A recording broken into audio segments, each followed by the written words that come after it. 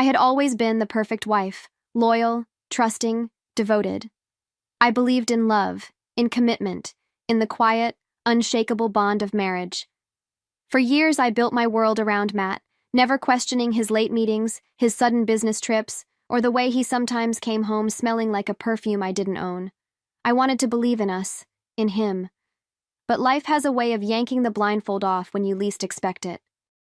And on an otherwise ordinary afternoon, while folding laundry, I found it, a text message, sitting there, bold and undeniable, flashing like a warning sign I could no longer ignore. I didn't cry. I didn't even gasp. Instead, I just stared at the screen, reading the words over and over again. Last night was incredible. Can't wait to see you again. Same place? Same time? Casual, effortless, as if my entire life wasn't standing on the edge of a knife. My stomach twisted, my fingers tightening around the fabric in my hands. But I didn't break. No. Something colder, sharper, took over. I could cry later. Right now, I had something better to do. I started connecting the dots. A charge on his credit card, some high-end restaurant I'd never been to, a timestamp, a crumpled receipt shoved into his nightstand drawer. He hadn't even bothered to cover his tracks. He thought I'd never look. That was his first mistake. His second, underestimating me. When Matt walked through the door that evening, I was already 5 steps ahead. I kissed his cheek, smiled, asked about his day like nothing had changed, but in my mind, the plan was already in motion. I knew exactly where he'd be tomorrow night. And for the first time in years, I had no intention of waiting at home. The next day, I moved with precision. No hesitation, no second guessing, just quiet, deliberate action.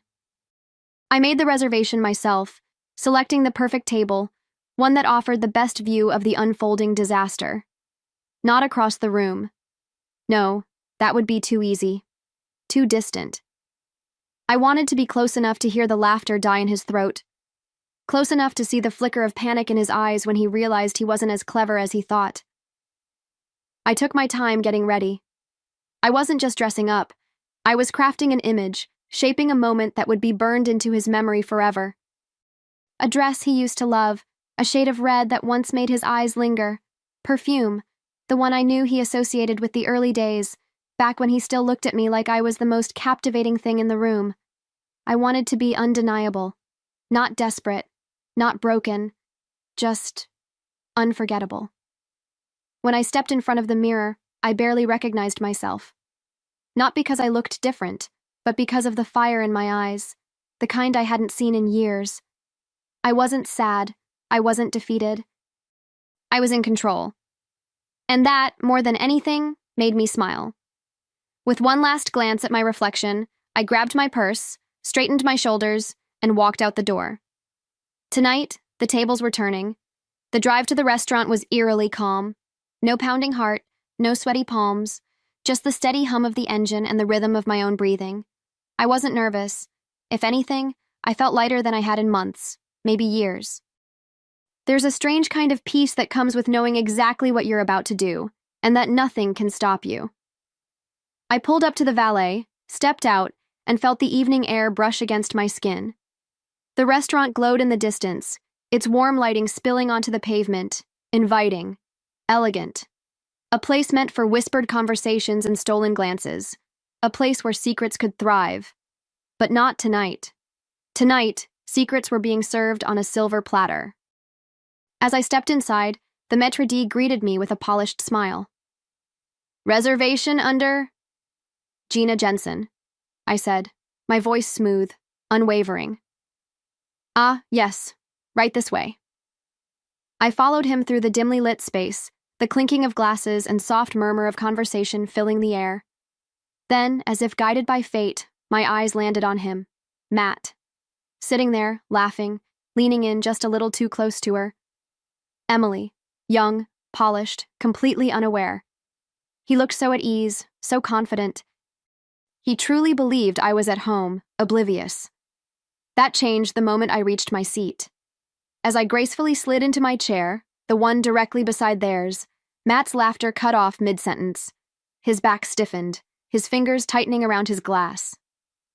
For a split second, he didn't turn, as if by some miracle, ignoring me would make me disappear. I leaned back, crossed my legs, and picked up the menu.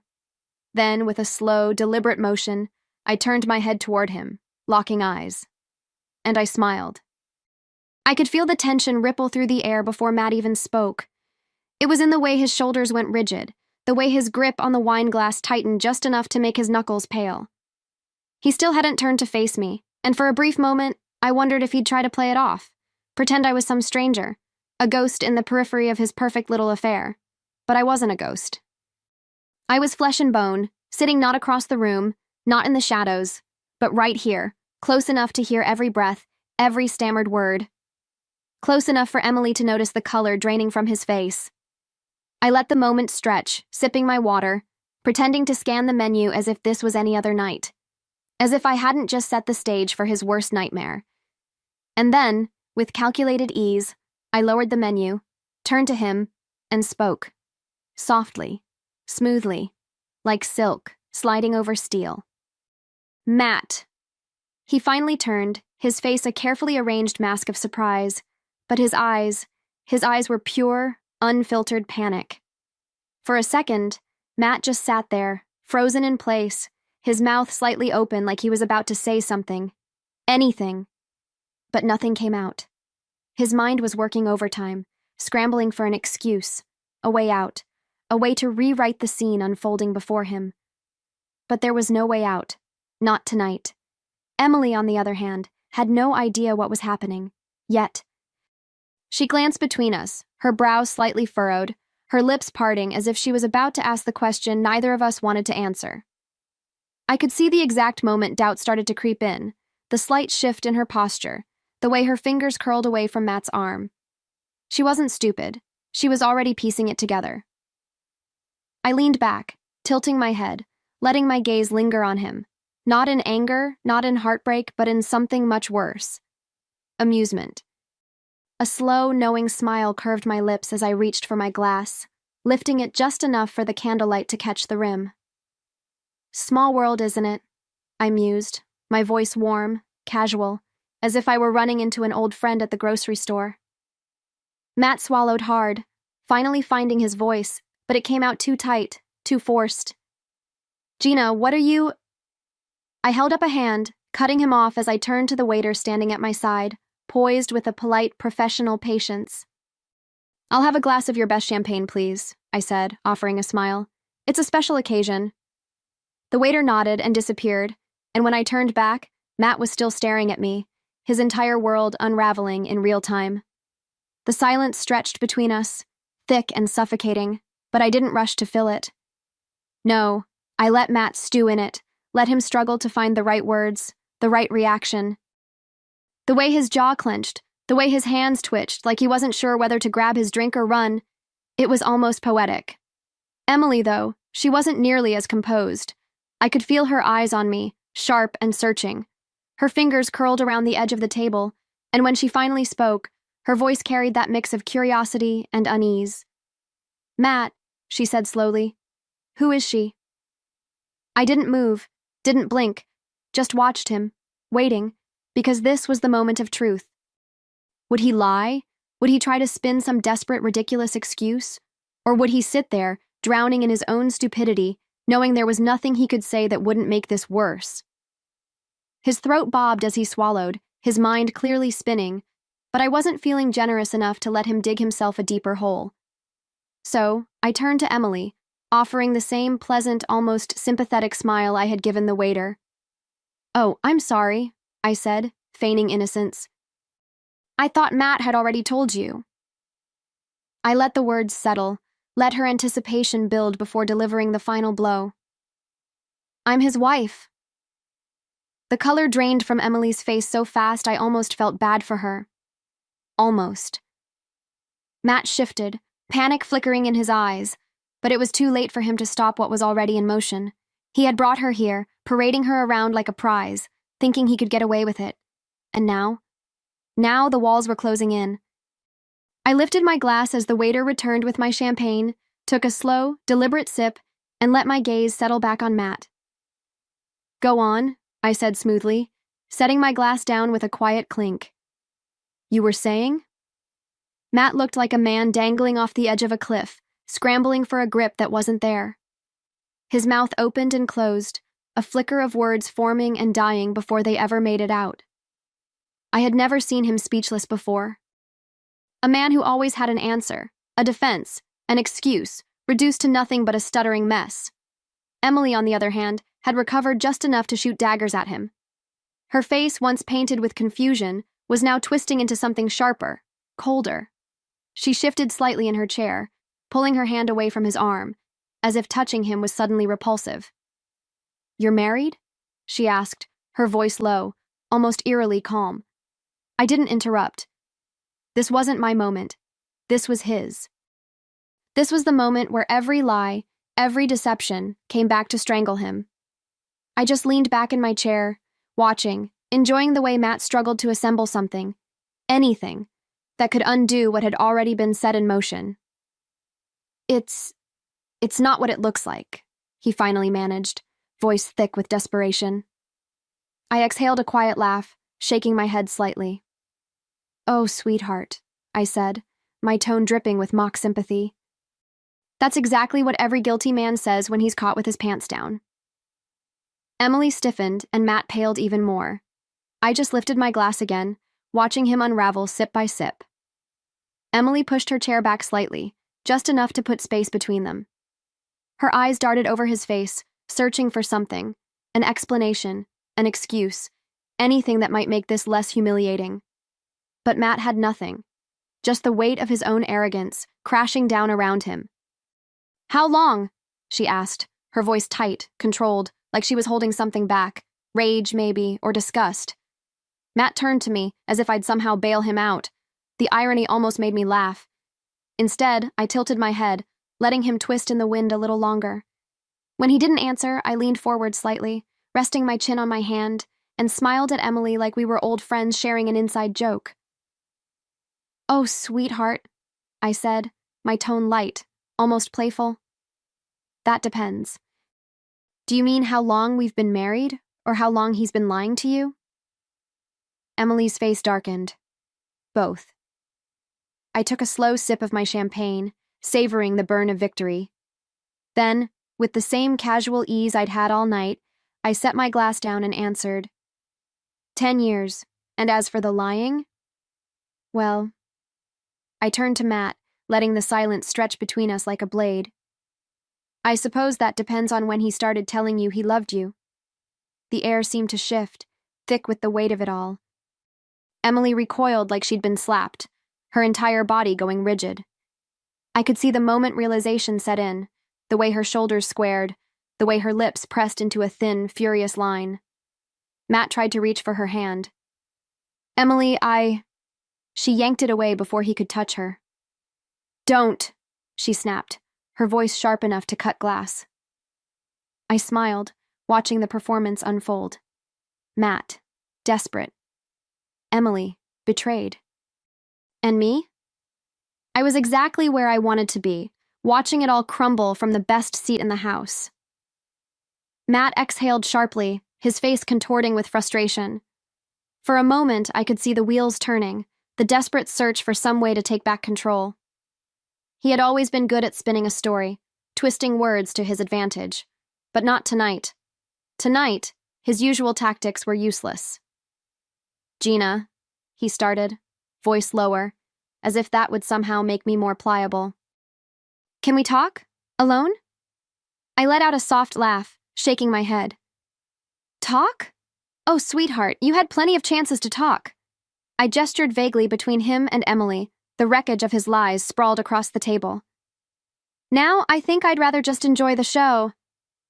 Emily was already gathering her things, the reality of the situation settling in. She wasn't just the other woman, she was the fool, and that realization was hitting her hard. She stood up abruptly, chair scraping against the polished floor, her fury radiating off her in waves. "You told me you were divorced," she hissed, her voice low but cutting. Matt ran a hand through his hair, exasperated. "I was going to tell you. I just needed—" Emily held up a hand, silencing him. "Don't," she snapped.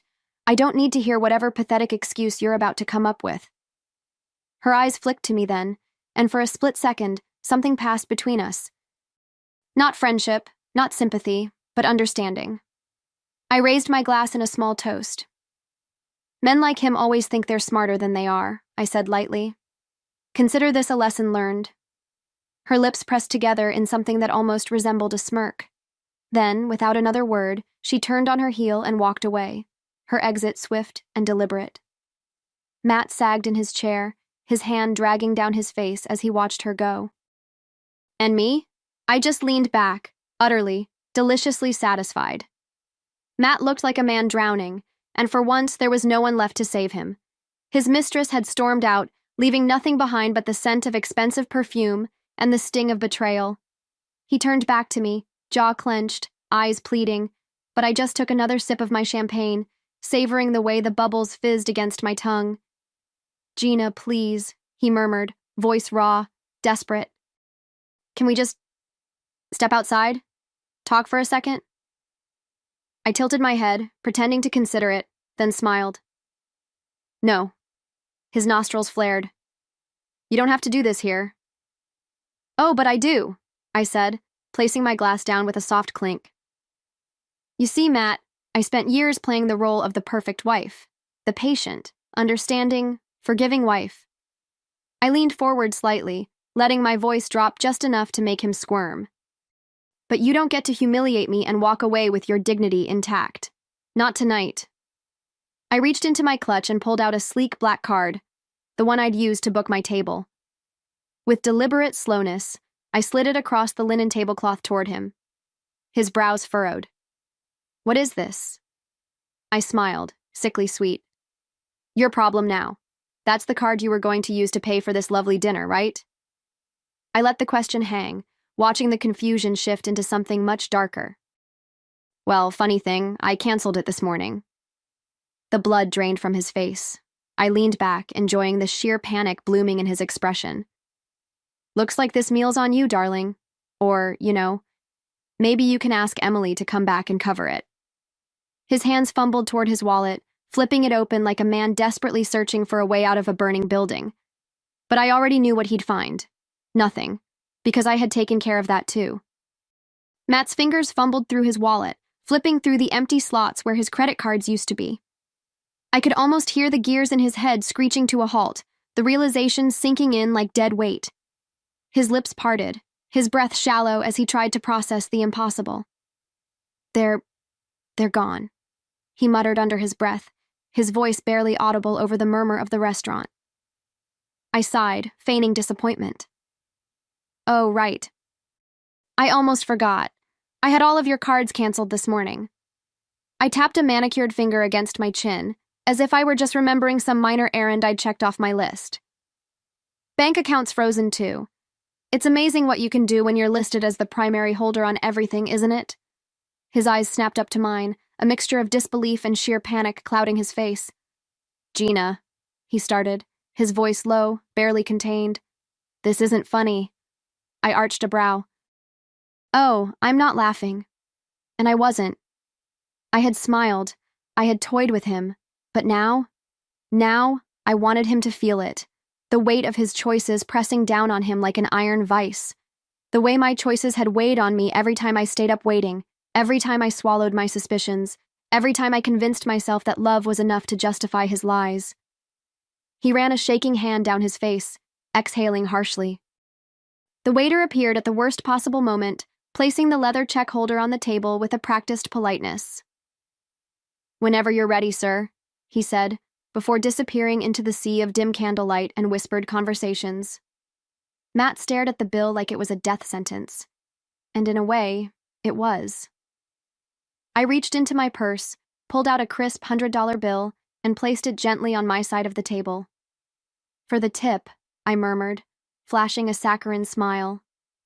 "You always were terrible at tipping, Matt." Then I stood, smoothing the fabric of my dress, feeling lighter than I had in years. I took my time.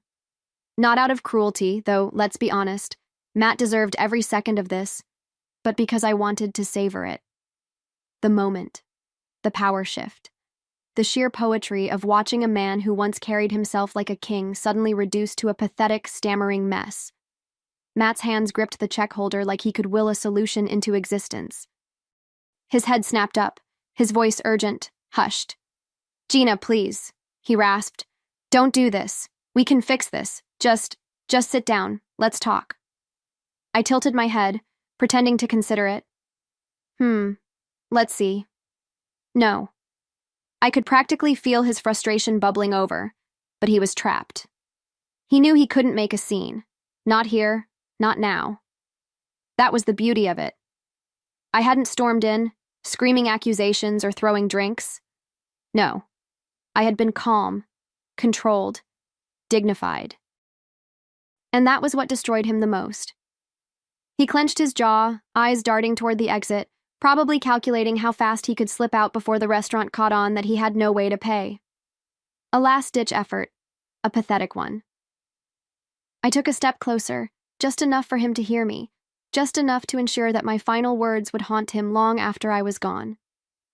"To new beginnings," I whispered, lifting my glass in one final deliberate toast.